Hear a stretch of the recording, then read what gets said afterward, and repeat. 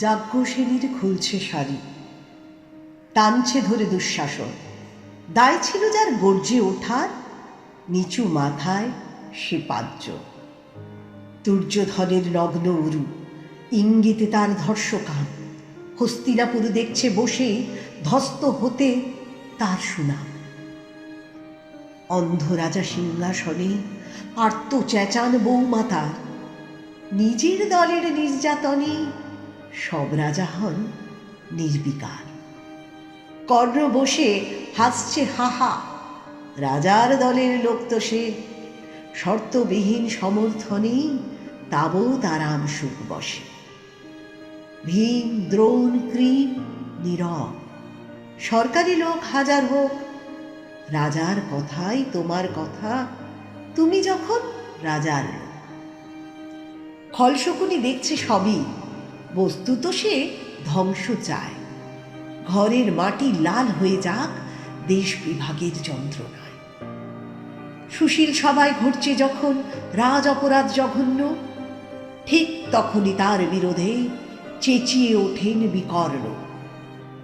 বিকর্ণ নন কেউ কেটানো, 100 ভাইয়ের একজনা।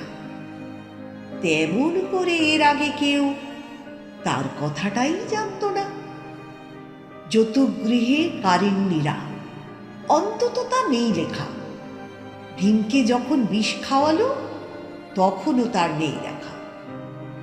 কিন্তু যখন প্রকাশ্যতেই কাটছে নারীর আবরুকেও, স্তব্ধ জীবের চুপ সাগরে বিকর্ণ হন একলা ঢেউ।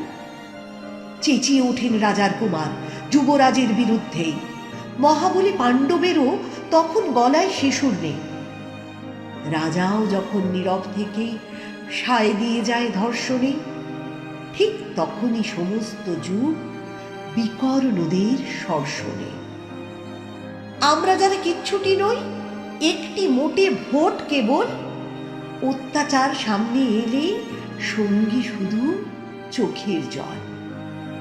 পোষ্যভাবে যাবনা চিবাই অন্ধ এবং নিকর্ণ। প্রার্থনা থাক আমরা যেন একবার হই বিকর্ণ।